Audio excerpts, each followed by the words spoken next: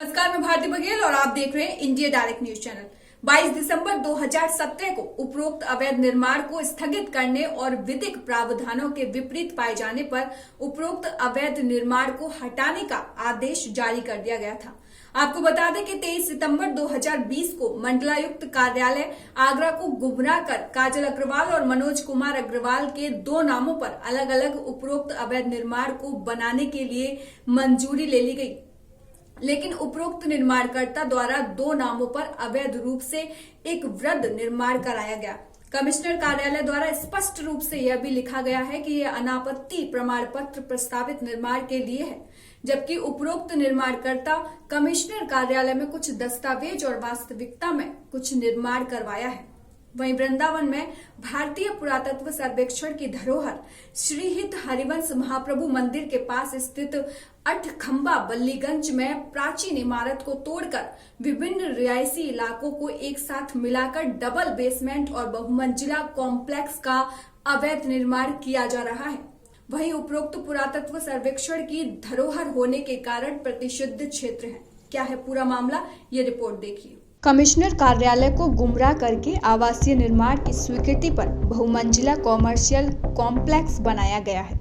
मथुरा अधिवक्ता प्रहलाद कृष्ण शुक्ला ने उपरोक्त मामले को लेकर मथुरा वृंदावन नगर निगम से लेकर उच्च न्यायालय इलाहाबाद तक पत्राचार किया है। मथुरा वृंदावन नगर निगम, मथुरा वृंदावन विकास प्राधिकरण, भारतीय पुरातत्व सर्वेक्षण आगरा और मंडलायुक्त आगरा से जनसूचना अधिकार 2005 के तहत सूचनाएं भी मांगी गई हैं, जिसमें दिनांक 23 नवंबर 2020 को अधीक्षण पुरातत्वविद एएसआई आगरा कार्यालय से जनसूचना पत्र से पता चला कि उपरोक्त अवैध निर्माण के खिलाफ एफआईआर दिनांक 12 दिसंबर 2017 को दर्ज कराकर थाना वृंदावन को उपरोक्त कार्य रुकवाने के निर्देश दिए गए थे। वही दिनांक 22 दिसंबर 2017 को उपरोक्त अवैध निर्माण को स्थगित करने और विधिक प्रावधानों के विपरीत पाए जाने पर उपरोक्त अवैध निर्माण को हटाने का आदेश भी जारी कर दिया गया था, लेकिन ये आदेश धनबल के आगे कागजी कार्रवाई तक ही सीमित रह गए। लिहाजा ये अवैध निर्माण नगर के बीचों बीच आज बनकर तैयार है। उपरोक्त निर्माणकर्ता द्वारा दिनांक 23 सितंबर 2020 को मंडलायुक्त कार्यालय आगरा को गुमराह कर काजल अग्रवाल और मनोज कुमार अग्रवाल के दो नामों पर अलग अलग उपरोक्त अवैध निर्माण को बनाने के लिए मंजूरी ले ली गई, लेकिन उपरोक्त निर्माणकर्ता द्वारा दो नामों पर अवैध रूप से एक वृहद निर्माण कराया गया।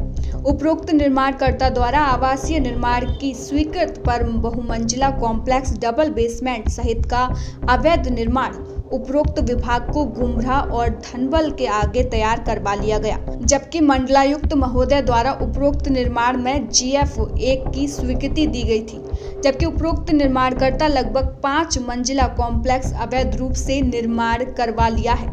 कमिश्नर कार्यालय द्वारा स्पष्ट रूप से ये लिखा भी गया है कि ये अनापत्ति प्रमाण पत्र प्रस्तावित निर्माण के लिए है, जबकि उपरोक्त निर्माणकर्ता कमिश्नर कार्यालय में कुछ दस्तावेज और वास्तविकता में कुछ निर्माण करवाया है।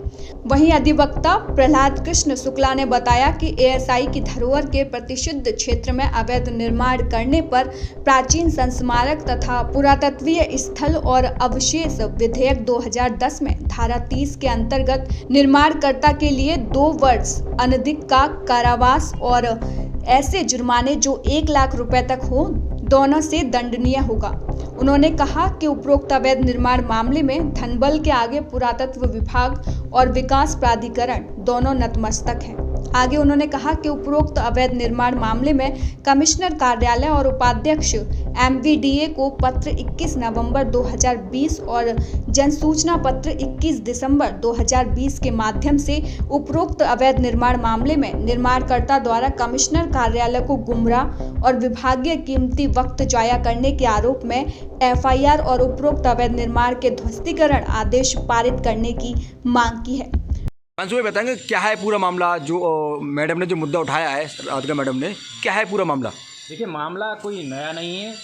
जिन मुद्दों को हम उठाते चले आ रहे हैं अभी तक, उन्हीं की कड़ी में ये मामला है।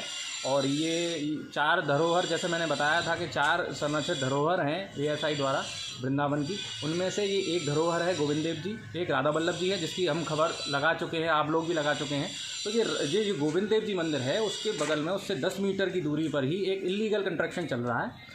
और जब मैं प्रशासन की उससे कार्य प्रणाली से प्रश्न इसलिए उठा रहा हूँ उनकी कार्य प्रणाली पर, कि जब आप एक बात बताइए कि जब एएसआई जो कि केंद्र सरकार के अधीन आती है, उसने जो कुछ नियम बनाए हैं, अगर उस नियम के तहत अगर वो नहीं है तो वहाँ पे कंस्ट्रक्शन हो कैसे गया?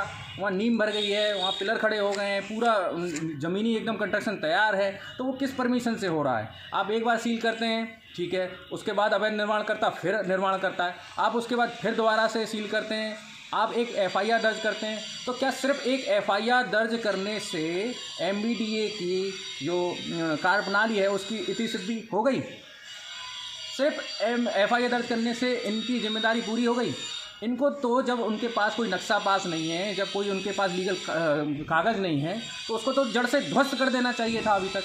तो अगर ये ध्वस्तीकरण नहीं हो रहा है तो इसके पीछे मंशा साफ नज़र आ रही है प्रशासन की कि एमबीडीए और अवैध निर्माणकर्ता के बीच में जो सांठगांठ चल रही है वो कहने लायक या बताने लायक नहीं है। अवैध निर्माणकर्ताओं के इतने हौसले बुलंद क्यों हैं? हौसले बुलंद इसलिए हैं कि वृंदावन में आप अगर देखें तो 80% से ऊपर अवैध निर्माण हो रहे हैं। और ऐसा नहीं है कि ये एमबीडीए की नज़र में नहीं है, एएसआई की नज़र में नहीं है।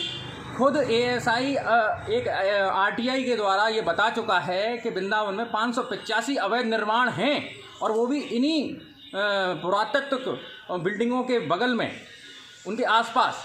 जब 585 अवैध निर्माण खुद स्वीकार कर रहा है एएसआई, और उनमें से एक भी के खिलाफ अभी तक कार्रवाई से संतुष्ट हैं आप? संतुष्ट क्या है, इसमें ये कोई कार्रवाई नहीं है। ये ऐसी ही कार्रवाई अब तक 585 लोगों के खिलाफ भी हुई होगी। हम तो ये कह रहे हैं कि जब आप नियमों कानूनों के हिसाब से अगर आप चलते हैं, तो जब एमबीडीए के बायलॉज के हिसाब से नहीं है, एएसआई के बायलॉज के हिसाब से नहीं है, इंडियन भारतीय निर्माण कोड के हिसाब से नहीं है, जिसको सरकार देखती है खुद, और फायर ब्रिगेड के हिसाब से नहीं है, जब पूरे प्रशासन के हिसाब से ही नहीं है, तो सिर्फ एक एफआईआर दर्ज करने से इति सिद्धि नहीं हो जाती है, इतिश्री नहीं हो जाती। तो इस पे तो ये अवैध निर्माण ध्वस्त करना चाहिए साथ ही साथ। क्या कहना चाहते हैं आप ब्रजवासियों से?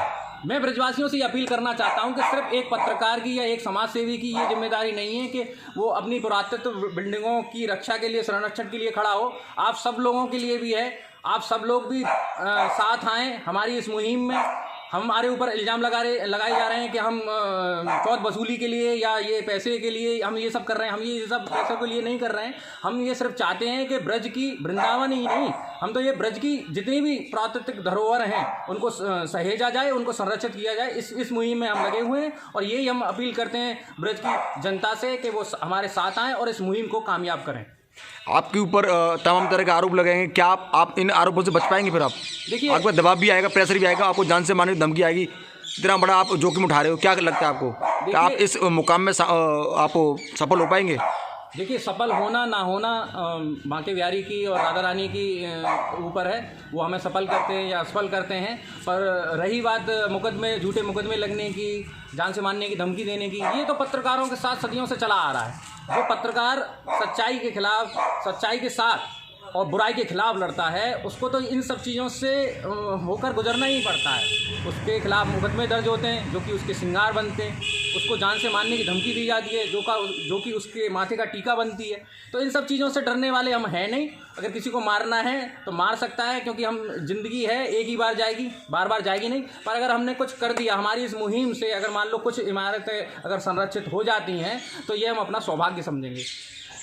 राधिका जी, बताएंगे आप क्या कल जो एफआईआर दर्ज हुई है अवैध माफियाओं के खिलाफ, क्या आप इन एफआईआर से संतुष्ट हैं? जी नहीं, बिल्कुल संतुष्ट नहीं हूँ मैं, क्योंकि एक बार एफआईआर हुई, 2 बार एफआईआर हुई, उसके बावजूद भी इनके जो बढ़ते हौसले हैं, जो भूमाफियाओं के बढ़ते हौसले हैं, वो और भी बढ़ते जा रहे हैं। और दूसरी बात यह है कि अगर उस मामले में उसको पूरी तरीके से ध्वस्त कर दिया जाए, तभी मैं जो अधिकारियों का, जो अपने अधिकारी ये कह रहे हैं कि हम काम कर रहे हैं और कार्रवाई कर रहे हैं, उस मामले में अगर वो पूरा ध्वस्त करते हैं उसको, तभी कार्रवाई मानी जाएगी, अन्यथा कार्रवाई नहीं मानी जाएगी। और मैं ये भी कहना चाहती हूँ कि एनओसी, जब आपको एनओसी नहीं प्राप्त की गई है, मानचित्र नहीं प्राप्त किया गया है आपके पास, उनके पास है ही नहीं है, जो अवैध निर्माण करता है उनके पास एनओसी नहीं है, तो क्या वो उनके रिश्तेदार हैं? वो या तो उनके रिश्तेदार हैं या फिर कुछ और ही मामला है।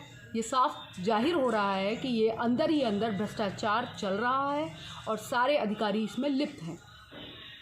मेरे द्वारा जब मैंने उनको फ़ोन किया, उनको बताया कि वहाँ दोबारा अवैध निर्माण शुरू हो चुका है, तो उन्होंने कल जाके उनकी एफआईआर कराई है। तहरीर उनको दे दी थी, 23 तारीख को दे दी थी, और ये तहरीर इसमें मैंने भी उन्हें तहरीर दी, कोतवाली में दी है। ये ऐसे संरक्षित क्षेत्र में कहाँ तक इसमें निर्माण हो सकता है, बताएंगे? कमर्शियल बना रहे हैं वो लोग और पूरा अंजाम देने को तैयार हैं वो लोग, उसे कभी भी बना सकते हैं, जिसमें कि वो ये भी धमकी दे रहे हैं कि अगर इनको एक महीने तक रोक लिया जाए तो हम ये पूरा निर्माण कर लेंगे। आप इतना बड़ा मुद्दा उठा रही हैं, क्या आपको अपनी जान मान का कोई खतरा नहीं है आपको? सर, ये हमारी प्राचीन धरोहर है और इसको बचाने के लिए पूरी जनता सहयोग करेगी, तो मुझे कोई जान माल का खतरा नहीं है इसमें। नहीं, तुम्हारे साथ में कोई भी किसी वक्त कैसा भी हादसा हो सकता है, क्या आपको कोई फिक्र नहीं है जब इतने बड़े मुद्दे को आप? अच्छा, आप मुझे बताएंगे कि आप मथुरा में कितने इलीगल कंस्ट्रक्शन हो रहे हैं? इधर 595 हो चुके हैं और 595 हो चुके हैं और उस पर कोई भी अधिकारी संज्ञान नहीं ले रहा है। क्यों संज्ञान नहीं रहा है?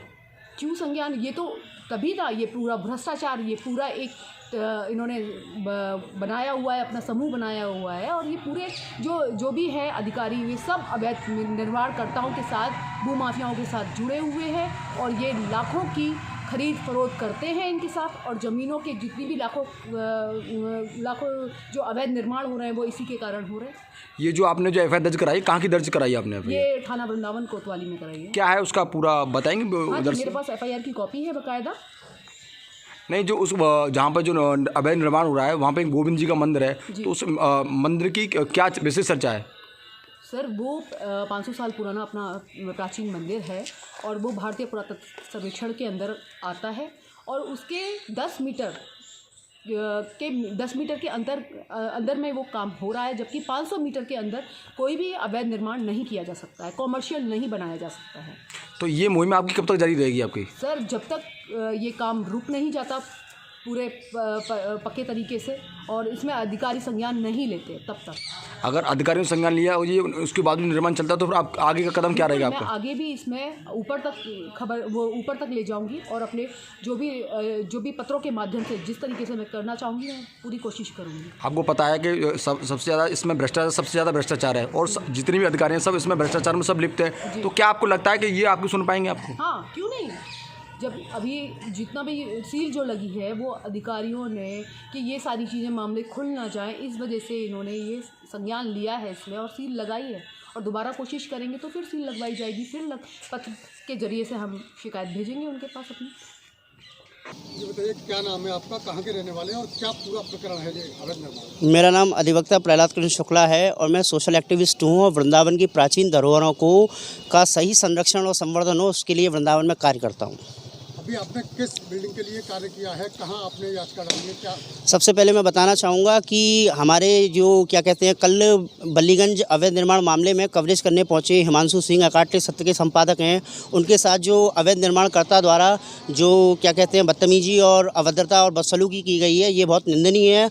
और जाहिर सी बात है, इस बात से साफ जाहिर होता है कि शासन प्रशासन की सह पर उपरोक्त निर्माणकर्ता इतनी हिम्मत जुटा रहा है कि पत्रकार के साथ इस तरह का बदसलूकी कर रहा है, ये बहुत ही ज़्यादा निंदनीय है और अवैध निर्माणों को संरक्षण पूरी तरह मिल रहा है, इससे ये प्रतीत होता है। आप कैसे सिद्ध करेंगे कि वो अवैध निर्माण है या वैध है? सबसे बड़ी बात सिद्ध करने वाली बात यह है कि एएसआई आगरा और एएसआई मथुरा ने इसके खिलाफ सबसे पहले एफआईआर दर्ज कराई थी। एएसआई आगरा ने 7 दिन में उपरोक्त निर्माण को हटाने के लिए कार्रवाई की थी। फिर इन्होंने कमिश्नर आगरा को गुमराह करके उसकी अनुमति भी ले ली कि हम ऐसे ऐसे आवास बनाएंगे GF1 की अनुमति पर, लेकिन आप मौके पर धरातल पर जाकर देखेंगे तो वहाँ GF1 की जगह 5 मंजिला बिल्डिंग और डबल बेसमेंट की बिल्डिंग बना ली गई है। सबसे बड़ी बात यह है कि बड़े बड़े शहरों में आप देखेंगे आवासीय क्षेत्र में बने बेसमेंटों में जाहिर सी बात है घटनाएं होती रहती हैं, तो उससे हमें कहीं ना कहीं ये सीखने को मिलता है कि बेसमेंट नहीं निकलना चाहिए। बेसमेंट से अप्रिय घटना होने का डर रहता है। अगर उस पॉइंट पर बने बेसमेंट में 20-25 आदमी काम कर रहे हैं और एकदम से आगजनी हो जाती है तो वहाँ पर 20-25 आदमियों की जान बचाना बहुत मुश्किल होगा। अब आप क्या चाहते हैं? आप प्रशासन को क्या आह्वान करना चाहते हैं? प्रशासन आपकी मदद क्यों नहीं कर रहा? प्रशासन और शासन अवैध निर्माणकर्ता से पैसे लेकर सुनवाई करने के कोई मूड में नहीं है। अवैध निर्माण को वैध निर्माण करने पर जोर दिया जा रहा है। और से देख रहे हैं तो प्रशासन अनदेखी क्यों कर रहा है? प्रशासन अनदेखी इसलिए कर रहा है क्योंकि प्रशासन अवैध निर्माण के पक्ष में है। सबसे बड़ी बात यह है कि राष्ट्रीय धरोहर वहाँ पर राधा वल्लभ जी मंदिर है, एएसआई की धरोहर है, वहाँ पर एएसआई की धरोहर के लिए किसी को चिंता नहीं है, सबको चिंता वो अवैध निर्माणकर्ता की है। मथुरा से संवाददाता पीके आर्या की रिपोर्ट। देश और दुनिया की तमाम खबरों के लिए देखते रहिए इंडिया डायरेक्ट न्यूज।